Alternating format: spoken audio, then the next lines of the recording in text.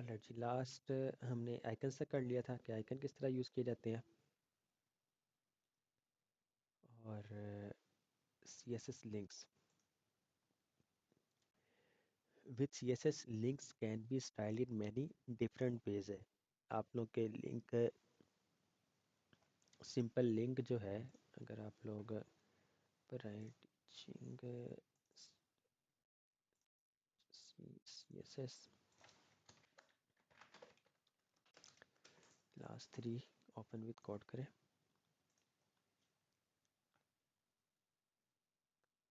and here index.html, HTML5, CSS3,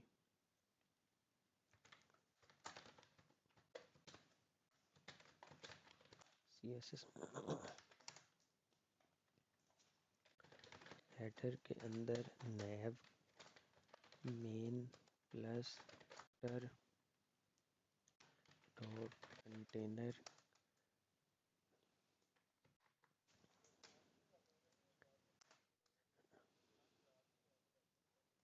multiple navigation links use करने के लिए। जब आप लोग मल्टीपल नेविगेशन, इस तरह हेडर हो गया या फुटर हो गया, तो उसमें आप लोग जहाँ पे मल्टीपल नेविगेशन लिंक्स आ जाए वहाँ पर आप लोग नैव को यूज़ कर लें। जिस तरह हेडर में ही होता है ना एंकर टैग्स आपके मल्टीपल, या फिर जिस तरह ये है, ये एक नैव एलिमेंट के अंदर आपके पास मल्टीपल एंकर टैग्स आ गए।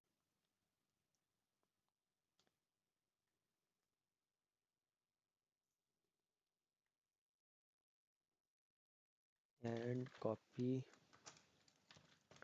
1002 ऑल राइट्स रिजर्व्ड, नैव के अंदर anchor tag index.html home, main के अंदर।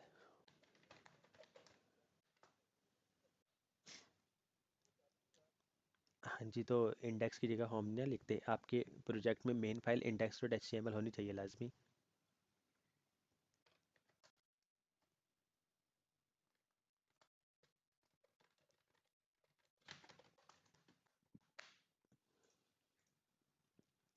अच्छा, अब देखिए सिंपल, ये हेडर, मेन और फुटर, स्टाइल्स के अंदर स्टाइल डॉट CSS, और universal selector, margin 0, padding 0, box sizing, border box. Universal selector आपका स्टैटिक साइन होता है, इसकी मदद से जितने भी एलिमेंट्स हैं उन सबको मार्जिन 0 मिलेगा, पैडिंग 0 और बॉक्स साइजिंग बॉर्डर बॉक्स हो जाएंगे। यूनिवर्सल सेलेक्टर के जितने भी एलिमेंट्स हैं आपके, उन सब का मार्जिन पैडिंग 0 कर दो और बॉक्स साइजिंग बॉर्डर बॉक्स कर दो।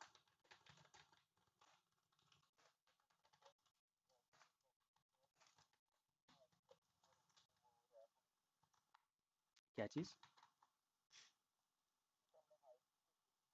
हम्म,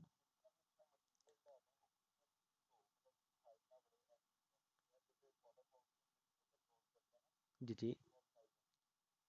हाँ, तो आप उसको हाइट दे दें। उ- हाँ, ओवरफ्लो ऑटो कर दें, वो स्क्रॉल बार आ जाएगा, या ओवरफ्लो हिडन कर दें।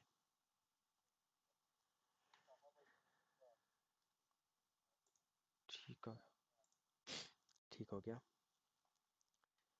तो ये आपके styling links, simple text link, ये भी आपका टेक्स्ट लिंक।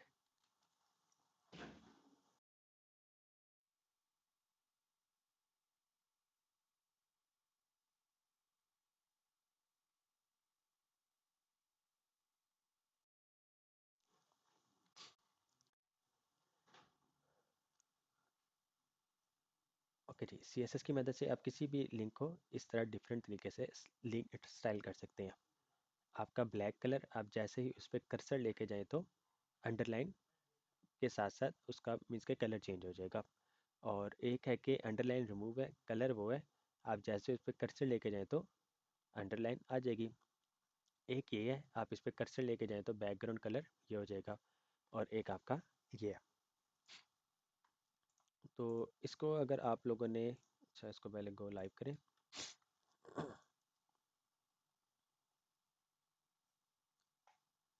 तो आपके पास ये देखें, इसको अगर चेंज करना है तो लिंक को हेडर के अंदर, नैब के अंदर anchor tag, text decoration none करें तो लिंक ख़त्म हो जाएगा। अच्छा इसको सेंटर में लेकर आते हैं, पहले के अंदर नैब टेक्स्ट लाइन सेंटर कर दें, सेंटर में आ गया। आपके पास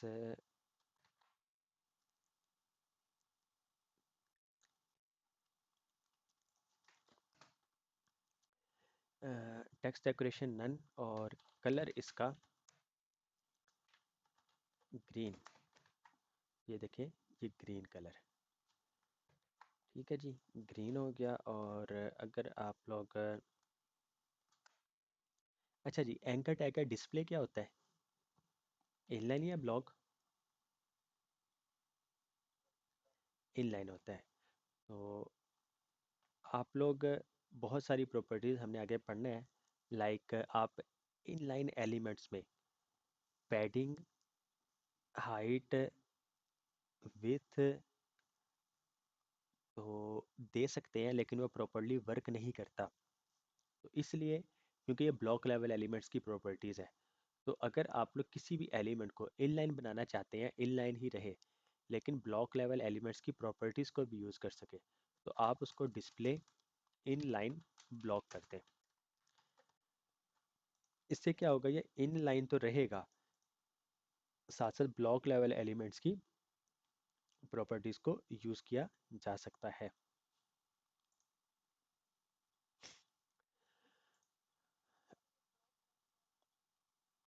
ब्लॉक लेवल ऐसे ऐसे एलिमेंट्स जो 100% विथ ले रहे होते हैं, इवन के सिर्फ एक टेक्स्ट ही क्यों ना लिखा हो, एक करेक्टर ही क्यों ना लिखा हो, वो आहिस्ता आहिस्ता खुद ही समय लग जाएगी। आप लोग जैसे जैसे काम कर रहे होंगे खुद ही समय लग जाएगी।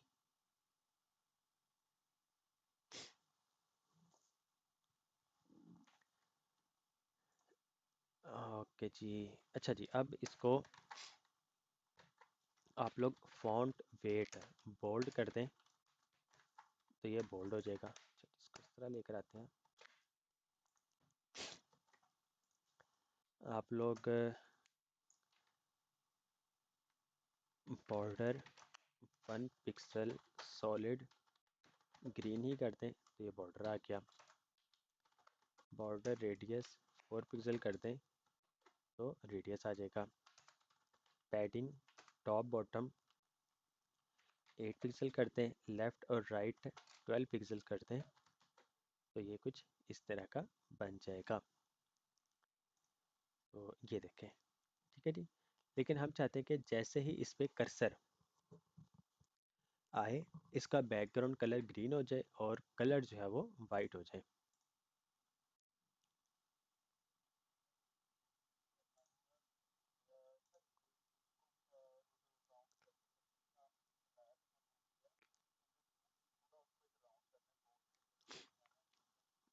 जी, उसकी विथ और हाइट सेम होती है, बॉर्डर रेडियस 50% दे देते हैं हम। मैं आपको करके दिखाता हूँ अभी। अ, अच्छा जी, हेडर नैव ए, हम चाहते हैं कि हेडर के अंदर नैव एलिमेंट के अंदर जो एंकर टैग है वो जब भी हॉवर हो तो बैकग्राउंड कलर इसका ग्रीन हो जाए और कलर जो है इसका वाइट हो जाए। तो अब देखिएगा, जैसे हम ये कर रहे हैं कलर वाइट हो जाता है और बैकग्राउंड कलर जो है उसका वो ग्रीन हो जाता है। लेकिन अगर आप लोग इसमें थोड़ी सी एनिमेशन लगा दें, ट्रांजिशन 0.25 सेकेंड कर दें, तो मीन्स कि ये हॉवर जो हो रहा है ये 0.25 सेकेंड में हो।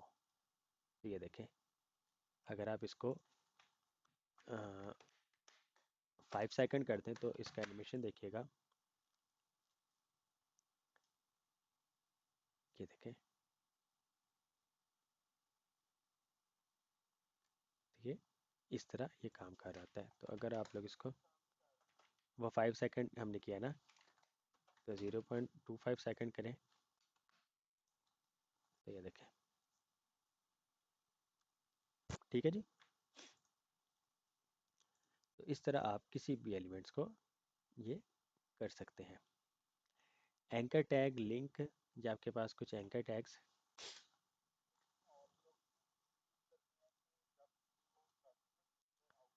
हाँ जी, हाँ जी जी।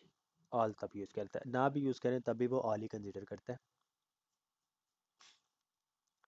अच्छा जी, ए कॉलन लिंक है, ये अनविजिटेड लिंक के लिए। जस्ट लाइक आप ए को टारगेट करें तो वही वर्क करेगा। ए विजिटेड कलर ग्रीन मीन्स के जो विजिटेड लिंक्स हो जाते हैं, जिस तरह आपने गूगल में देखा होगा, गूगल को कोई लिंक हो और वो विजिट किया गया हो तो वो पर्पल कलर में आ जाता है। बाय डिफ़ॉल्ट ब्लू होता है, जब विजिट कर लिया जाए तो पर्पल हो जाता है। तो एंकर टैग विजिटेड जब हो तो कलर क्या कर दो उसका, ग्रीन कर दो। एंकर टैग हॉवर जब हो, जब उस पर माउस आए तो हॉट पिंक हो जाए। और एंकर टैग एक्टिव मीन्स के जब उस पर क्लिक करके रखा जाए तो उसका कलर क्या हो जाए, ब्लू हो जाए। तो अभी देखिएगा, मैं इस पर हॉवर कर रहा हूँ तो कलर इसका हॉट पिंक हो रहा है, लेकिन जब मैं इसको बटन प्रेस करके रखूँगा तो कलर इसका ब्लू हो जाएगा, ये देखें। तो जी, पर एक है कि इसकी तरतीब जो है, a hover must come after link and visited in the C S S definition in order to be effective. और एक्टिव जो है वो लाजमी हॉवर के बाद आए तो तब वो काम करेगा। एक्टिव हमेशा हॉवर के बाद और हॉवर हमेशा लिंक और विजिटेड के बाद। ये दोनों किसी भी तरतीब में आ जाए, लिंक बेशक पहले आ जाए या विजिटेड पहले आ जाए, ये काम करता है। लेकिन हॉवर इन दोनों के बाद और एक्टिव इन तीनों के बाद आना चाहिए। ओके, टेक्स्ट डेकोरेशन वगैरह हम कर चुके हैं। लिस्ट, अनऑर्डर्ड लिस्ट और ऑर्डर लिस्ट है। अनऑर्डर लिस्ट आपके पास यूएल की मदद से और ऑर्डर लिस्ट आपका ओएल की मदद से। लिस्ट स्टाइल टाइप की मदद से आप लोग सर्कल, स्क्वायर, ये सब कर सकते हैं। उस यूएल को टारगेट करो जिसकी क्लास ए है। तो लिस्ट स्टाइल टाइप क्या कर दो, सर्कल। हम यहाँ पे बना लेते हैं। आपके पास कंटेनर के अंदर अनऑर्डर लिस्ट के अंदर li,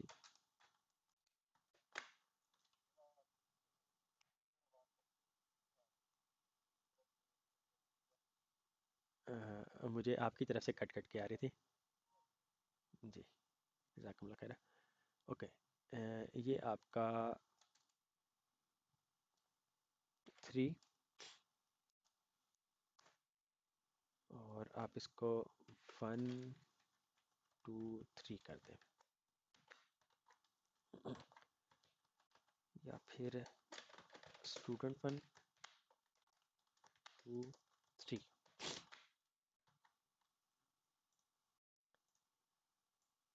ये आपके पास, अच्छा क्योंकि हमने मार्जिन 0 और पैडिंग 0 कर दिया, इस वजह से ये आ नहीं रहा। तो आप लोग अब मेन के अंदर जो अनऑर्डर लिस्ट के अंदर li है, सॉरी जो यूएल है, उसको लिस्ट स्टाइल टाइप सर्कल करें।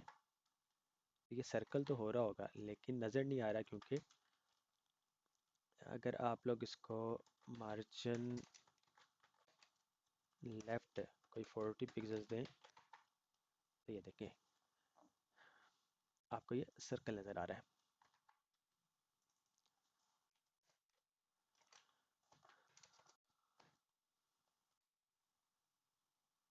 लिस्ट स्टाइल टाइप, ये आपके पास कुछ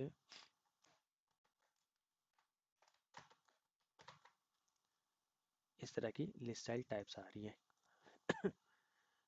इसकी लिस्ट पूरी बनी हुई है, वो देख लीजिएगा, सिर्फ लिस्ट स्टाइल टाइप। और अगर इमेज यूज़ करनी है तो आप इस तरह इमेज भी यूज़ कर सकते हैं, square purple dot G I F, तो ये आप यूज़ कर सकते होंगे।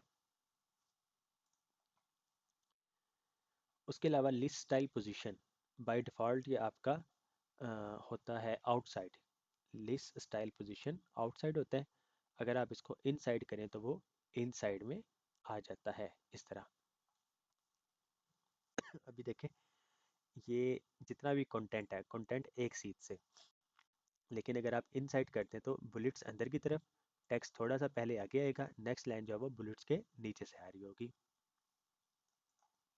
तो ये पोजीशन आउटसाइड और ये position inside. Removing default setting को रिमूव करना है तो लिस्ट स्टाइल टाइप नन करते हैं। मार्जिन 0 और पैडिंग 0 हम पहले ही कर चुके हैं, तो इसलिए वो इफेक्ट हो गया, और लिस्ट स्टाइल टाइप नन करने से वो ख़त्म हो जाएगा। टेबल्स, आपका आप टेबल्स बॉर्डर दे सकते हैं। टेबल का साइज़, किसी भी टेबल की विथ आप 100% कर दें तो उसकी विथ जो है वो 100% हो जाएगी। Table alignment, text line centre कर दें तो वो सेंटर में आ जाएगा। टेबल स्टाइल और पैडिंग वगैरह दे दें। टेबल अगर रिस्पॉन्सिव बनाना हो तो आप किसी भी टेबल को एक डिव एलिमेंट के अंदर ले आए और उसको ओवरफ्लो जो है ऑटो कर दें। ठीक है, सिर्फ और सिर्फ इतना काम, और आपका टेबल जो है वो रिस्पॉन्सिव बन जाएगा। बहरहाल टेबल हमने, जी हाँ, एक्स ऑटो का मतलब एक्स एक्सिस में, मीन्स के हॉरिजॉन्टल वे में। लेकिन अगर आप सिंपल ओवरफ्लो कर दें तो वो एक्स एक्सिस और वाई एक्सिस दोनों ही कर लेगा कंसिडर। टेबल एलिमेंट के अंदर, लाइक आपने यहाँ पे टेबल एलिमेंट लिया, आपने सारा को टेबल का लिख दिया, ठीक है। इस टेबल के अंदर एक डिव ले लें और टेबल को डिव के अंदर ले आए, और डिव में स्टाइल, इसको आप ओवरफ्लो एक्स जो है वो ऑटो कर दें, तो इससे ये ऑटो में हो जाएगा।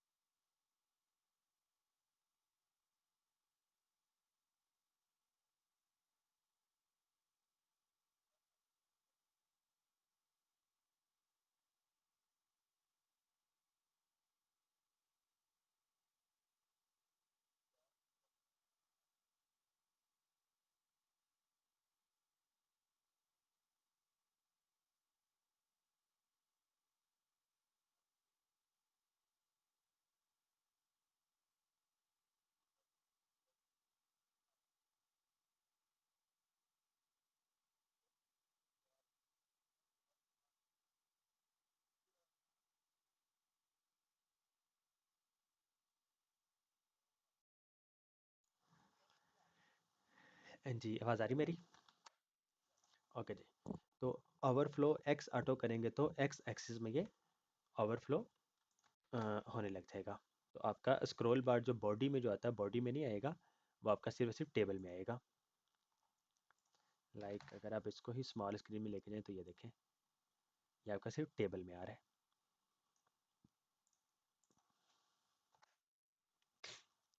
ओके जी, सी एस एस डिस्प्ले, जी रिस्पॉन्सिव का मतलब आपकी जो वेबसाइट है हर स्क्रीन में प्रॉपरली नज़र आए, उसका वो ना हो, मीन्स के लेआउट ना ख़राब हो। जी ठीक है।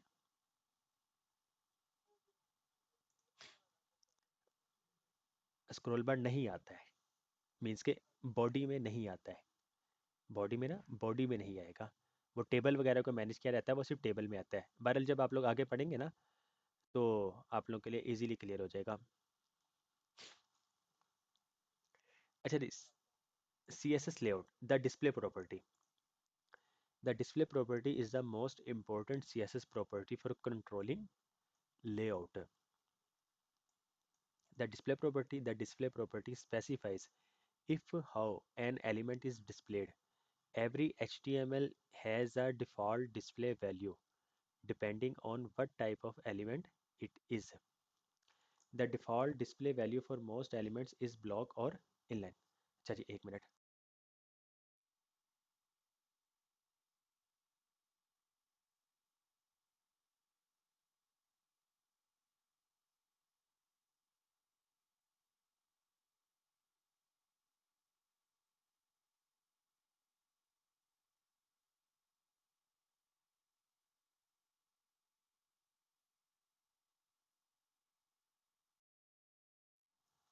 ओके जी, जी बात आ रही है। ओके जी। The display property specifies if how an element is displayed. Every HTML element has a default display value depending on what type of element it is. The default display value for most elements is block और inline, या block होता है या फिर inline होता है। अभी देखें, आप इस बटन पर क्लिक करते हैं तो आपको ये एक एलिमेंट नज़र आ गया, ठीक है। यहाँ से लेकर यहाँ तक एक ये एलिमेंट था, बैकग्राउंड कलर उसका ग्रीन किया गया है, टेक्स्ट का कलर वाइट है और टेक्स्ट लाइन सेंटर किया गया है। टॉप बॉटम राइट और लेफ्ट से इसको पैडिंग मिली हुई है। तो बटन के पे क्लिक किया और ये एलिमेंट नज़र आ गया। हुआ क्या था, बाय डिफ़ॉल्ट ये जो एलिमेंट है, जी आवाज़ कट रही है।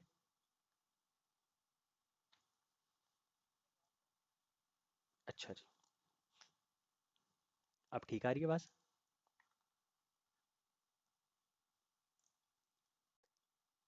जी बताइएगा, आवाज़ आ रही है।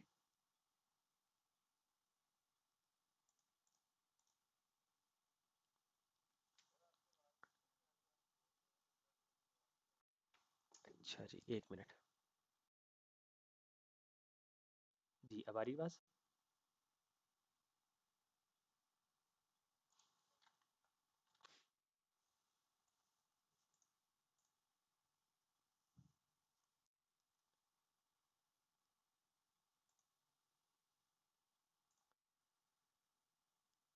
जी अब आ रही है आवाज़, क्लियर है।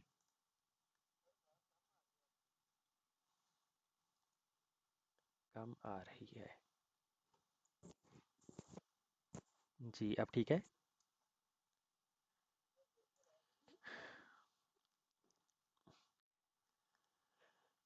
ओके जी, क्लिक टू शो पैनल किया हमने और ये आपके पास एलिमेंट आ गया। ये आपका डिव एक एलिमेंट है। बाय डिफ़ॉल्ट क्या किया गया था, इसको, इस डिव एलिमेंट को डिस्प्ले नन किया गया था। अगर आपने किसी भी एलिमेंट को हाइड करना है तो आप इसको डिस्प्ले नन कर दें, और किसी भी एलिमेंट को शो करना है तो आप इसको डिस्प्ले ब्लॉक कर दें। एक्चुअल में ये जावास्क्रिप्ट की मदद से हुआ है। हम स्टाइल कर सकते हैं सीएसएस की मदद से, और जावास्क्रिप्ट की मदद से इसको, इसका डिस्प्ले चेंज कर सकते हैं। Okay, block level elements. A block level element always starts on a new line and takes up the full width available, stretches out to the left and right as far as it can. Examples of block level elements, ये कुछ block level elements आपके पास inline elements. An inline element does not start on a new line and only takes up as much width as necessary. ये उतनी ही width लेता है जितनी इसको ज़रूरत होती है। किसी भी एलिमेंट को डिस्प्ले नन कर दें तो उसका डिस्प्ले जो है वो नन हो जाता है। Display none is commonly used with JavaScript to hide and show elements without deleting and recreating them. Take a look at our last example. अच्छा जी, वो हो गया स्क्रिप्ट override. ओके जी, यहाँ पर आपके पास let's suppose we are learning CSS। ये आपके पास एक टेक्स्ट है, जो कि मेन के अंदर है।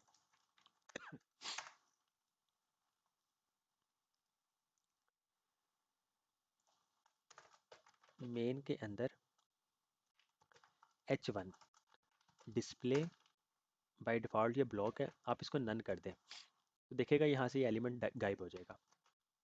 वो देखें एलिमेंट हाइड हो गया। और अगर इसी को आप डिस्प्ले ब्लॉक कर दें नीचे कहीं पे जाके, मेन के अंदर H1 जो है उसको डिस्प्ले ब्लॉक कर दो तो वो एलिमेंट नज़र आ जाता है।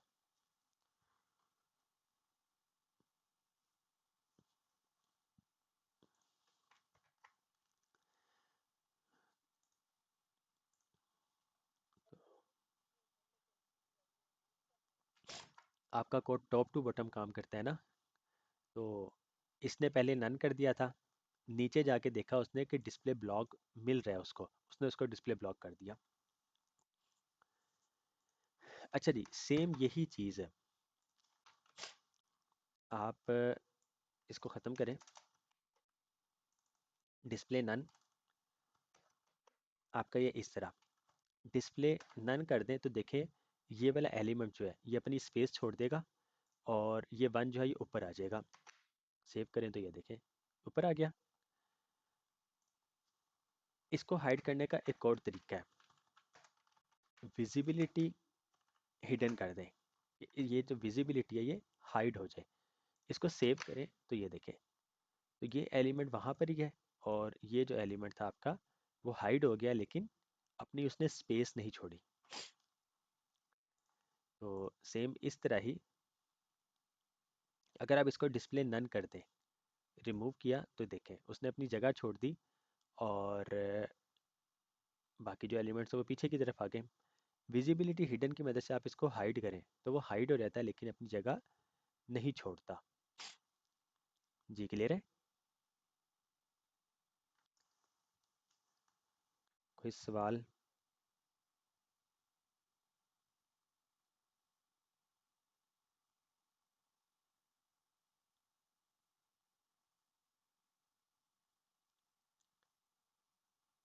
जी कोई सवाल है तो पूछ सकते हैं आप लोग।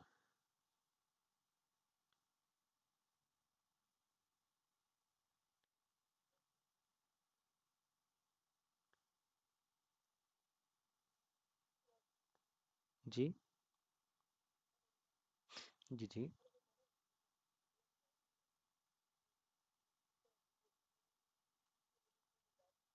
हम्म। तो आप उसको कर सकते हैं। यहाँ पर आपके पास एक अगर यहाँ पर आप एक इमेज लें, img api source dot unsplash dot com forward slash 400x 400 nature nature image. Save करें, आपके पास इमेज आनी चाहिए, ये इमेज आ गई आपकी। इसको अगर सर्कल करना है तो इस इमेज को टारगेट करें, मेन के अंदर जो इमेज है उसको बॉर्डर रेडियस 50% कर दें, सेव करें तो ये सर्कल हो जाएगी।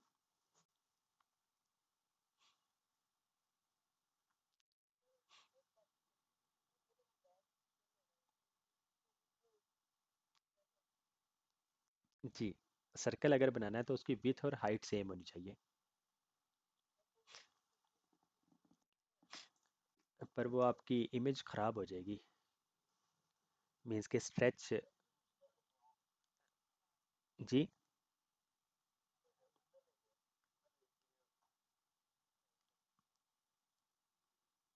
जी वो भी हो सकता है।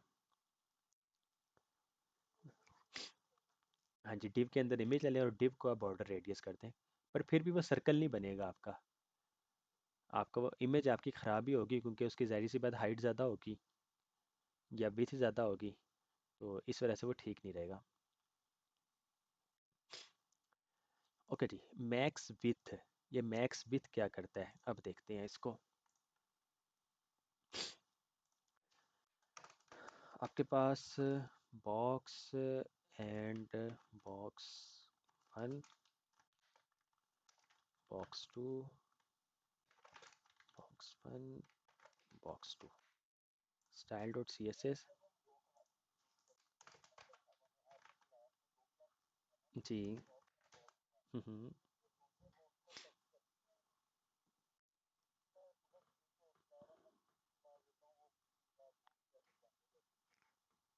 अगर तो आप बूटस्ट्रैप वाली ही क्लास देंगे, नहीं वो तो नहीं काम करती।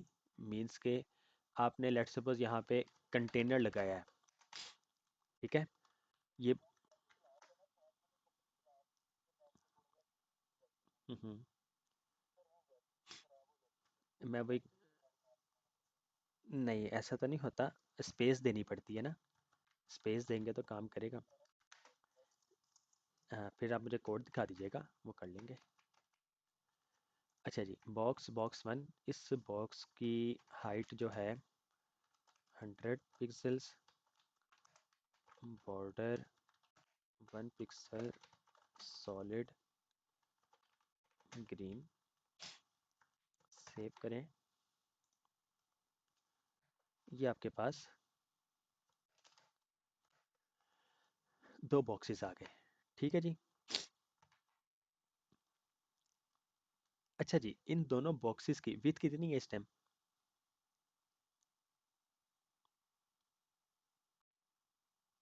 जी, बॉक्स की विड्थ कितनी है परसेंटेज में? 100% है, ठीक है। दोनों की विथ 100% है। आप बॉक्स वन की विथ कर दें 500 पिक्सल्स, ठीक है।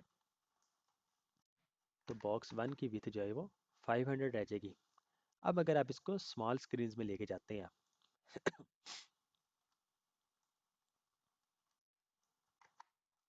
अच्छा जी, इसकी विथ आपने स्टैटिक कर दी 500 पिक्सल्स, और बॉक्स टू लें आप, इसको आप मैक्स विथ दें। मैक्स विथ, बॉक्स वन की विथ 500 और बॉक्स टू की मैक्सिमम विथ 500। इसकी विथ अब हर स्क्रीन में 500 पिक्सल्स ही रहेगी। इसकी विथ जो है 100% है इस टाइम, लेकिन मैक्सिमम विथ जो है वो 500 पिक्सल्स है। इसका मतलब अगर आपकी स्क्रीन की साइज 100% से ज़्यादा है, सॉरी 500 पिक्सल से ज़्यादा है, तो ये क्या करेगा, ये 500 पिक्सल्स पे उस बॉक्स को ले आएगा। लेकिन अगर स्क्रीन की साइज 500 पिक्सल से बिलो चली जाती है, तो इसने क्या करना है, अपनी विथ को 100% में कंसीडर कर लेगा। तो अभी देखिएगा, स्मॉल स्क्रीन में आते हैं, जैसे ही 500 पिक्सल से बिलो जाते हैं तो आपके पास स्क्रॉल बार आ जाएगा। ये देखें, तो अब क्या हुआ, इसकी जो विथ है वो आपकी 500 पिक्सल से कम हो गई, 100% पे आ गई। तो स्क्रीन की साइज जितनी भी है उतनी ही रह जाएगी। लेकिन इसकी जो विथ है देखें, ये हर स्क्रीन में अब 500 पिक्सल्स ही रहेगी। तो ये डिफरेंस है विथ और मैक्स विथ में। विथ क्या करता है, स्टिक हो जाता है। जी जी, मैं करता हूँ। विथ आपका 500 पिक्सल्स, और मैक्स विथ का मतलब है कि ज़्यादा से ज़्यादा 500 पिक्सल्स हो।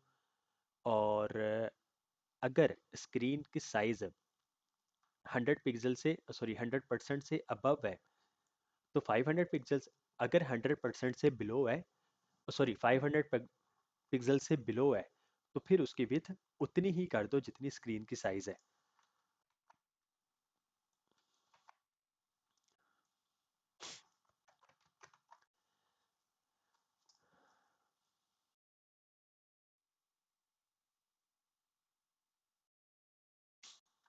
अभी स्क्रीन साइज 100% और इन दोनों बॉक्सेस के साइज भी, जी जी मैं वही कह रहा हूँ,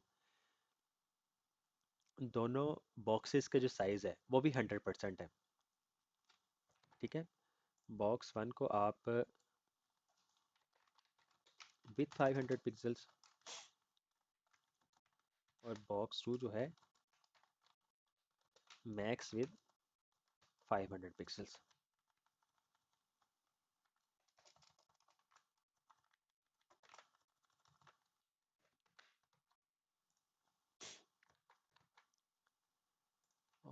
बॉक्स टेक्स्ट अलाइन सेंटर कर दें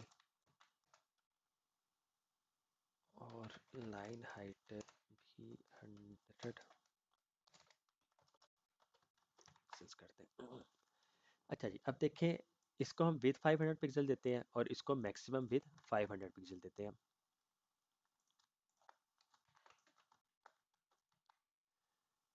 इस टाइम दोनों की विथ 500 पिक्सल्स है, इसकी ज़्यादा से ज़्यादा 500 पिक्सल्स है और इसकी हर स्क्रीन में 500 पिक्सल्स रहेगी।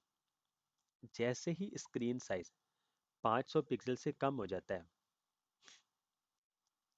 तो अब क्या हुआ देखें, ये आपके साथ साथ अब चल रहा है, क्योंकि इसकी विथ जो अब है 100% है।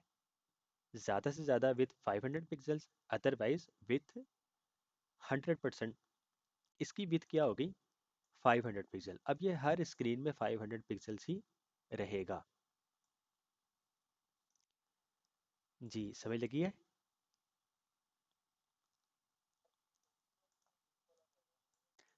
इसकी मदद से आपकी रिस्पॉन्सिव बनती है।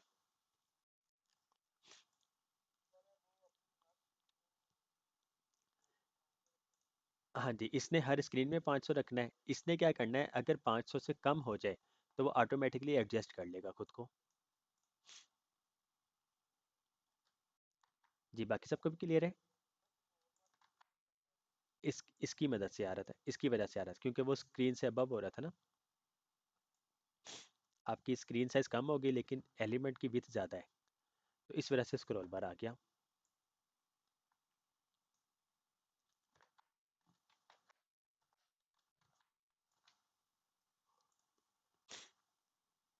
CSS पोजीशन, आपके पास 5 तरह की पोजीशन होती हैं। Static, relative, fixed, absolute and sticky. ठीक है जी। ये तकरीबन कोई आधे से आधा घंटा या फिर 40 मिनट की एक वीडियो बनी हुई है, ट्यूटोरियल बनाया हुआ है। मीन्स कि थोड़ा सा लेंथी टॉपिक है, तो आप लोग उसको देखिएगा। जिस चीज़ की समझ न लगे वो फिर आप लोग कल पूछ लीजिएगा मेरे से, तो इस तरह आसानी हो जाएगी। CSS z index, z index क्या करता है, the z index property specifies the stack order of an element।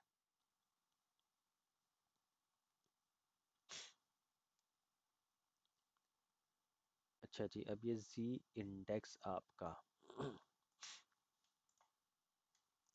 Let's suppose, वैसे तो ये पोजीशन की मदद से सेट हो रहे हैं एक दूसरे के ऊपर, तो आप लोग कल जब इसको देखेंगे तो आसानी हो जाएगी। अच्छा, कोड आपका टॉप टू बॉटम काम करता है, ठीक है।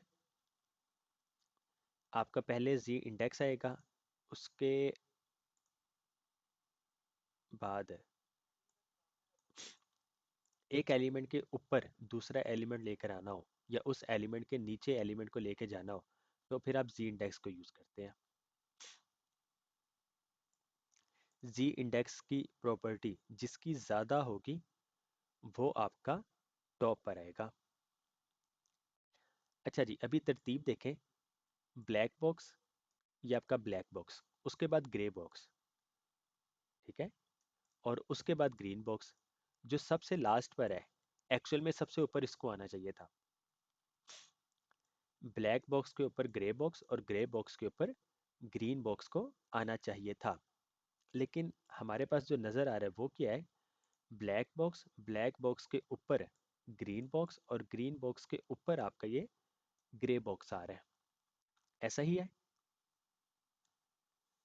तो एक्चुअल में हुआ क्या है, ब्लैक बॉक्स को जी इंडेक्स देखें 1 है, ग्रे बॉक्स को जी इंडेक्स जो है वो 3 दे दिया गया है। मीन्स के जी इंडेक्स जिसकी सबसे ज़्यादा वैल्यू होती है वो सबसे टॉप पर आ रहा होता है, और ग्रीन बॉक्स को जी इंडेक्स 2 दिया गया है। तो इसने क्या किया, इसने खुद को नीचे ले गया, ब्लैक के ऊपर और ग्रे के नीचे। अगर आप लोग इस जी इंडेक्स को वैल्यू 4 दे दें, तो अब देखिएगा ये ब्लैक बॉक्स जो है सबसे ऊपर आ जाएगा, इस ग्रीन के ऊपर भी और इस ग्रे के ऊपर भी। ये देखें, ग्रीन के ऊपर भी आ गया और ग्रे के ऊपर भी आ गया। अगर आप ग्रे बॉक्स को 3 दे दें, ये ग्रे बॉक्स, या फिर ग्रे बॉक्स को छोड़ें, आप जी इंडेक्स इसको 20 कर दें, तो 20 अब इनसे भी सबसे ज़्यादा वैल्यू है, 4 से भी, 3 से भी, तो ग्रीन सबसे ऊपर आ जाएगा। ग्रे अब सबसे नीचे है, ब्लैक उससे ऊपर है, और ग्रीन सबसे ऊपर है। जी क्लियर है? कोई सवाल हो किसी का? एनीवन? जी ठीक है इतना, ज़फ़र भाई। तो पोजीशन वाला भी है, क्योंकि आप लोग का इस पोजीशन को मैं भी आप लोगों के साथ शेयर कर लेता हूँ। तो अभी आप लोगों के पास टाइम है तो अभी देख लें, नहीं तो जब प्रैक्टिस कर रहे होंगे तो फिर कल देख लीजिएगा। जी। तो जी, इसी की ही करता हूँ। इसकी ही आप लोगों के साथ शेयर की जाती है। जी। हम्म।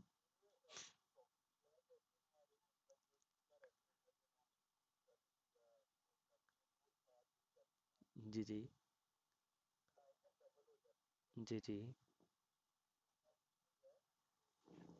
कोलैप्स वाली तो नहीं है, पर इसको मैनेज किया जाता है। ये तो लास्ट क्लास में शायद।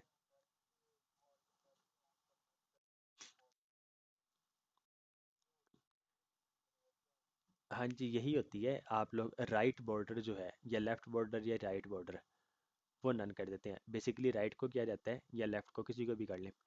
और फिर क्या होता है, फर्स्ट एलिमेंट या फिर लास्ट एलिमेंट, फर्स्ट चाइल्ड या फिर लास्ट चाइल्ड को वो बॉर्डर दे दिया जाता है।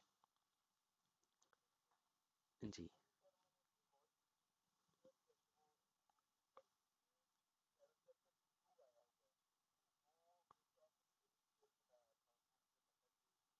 हम्म। हम्म।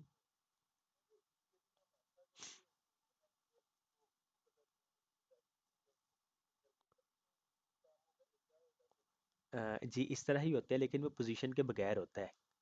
पोजीशन नहीं यूज़ की जाती, वो वैसे ही हो जाता है। एलिमेंट के ऊपर एलिमेंट लिया जाता है।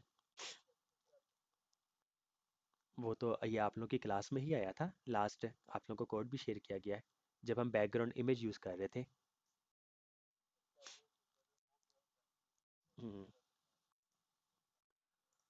ये आप लोग का, लेट्स सपोज यही एक इमेज, और इस इमेज को आप लोग एक डिव के अंदर ले जाएं,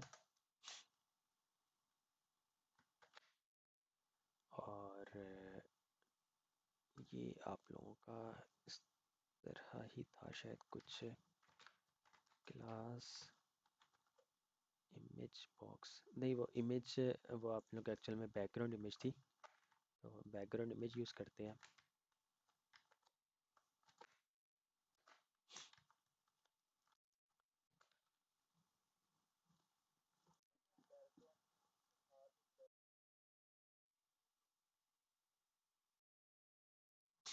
जी जी। हाँ जी। जी, कैराजोल में फिर आपका इमेज, वो फिर आपका पोजीशन की मदद से हो रहा होगा। वो फिर पोजीशन, जी जी, वो फिर पोजीशन की मदद से हो रहा होगा। जी जी। जी जी जी जी। ठीक हो गया जी। जी, और किस सवाल किसी का?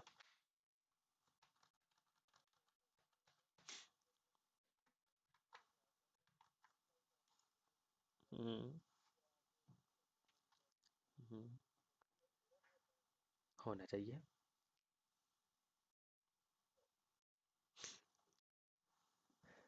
आप अभी ये लैपटॉप वगैरह में ही है? आप स्क्रीन शेयर करें, देख लेते हैं।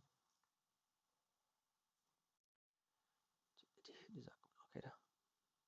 जी, तो यहाँ आप लोगों को तो सवाल इतना ही है ना बस?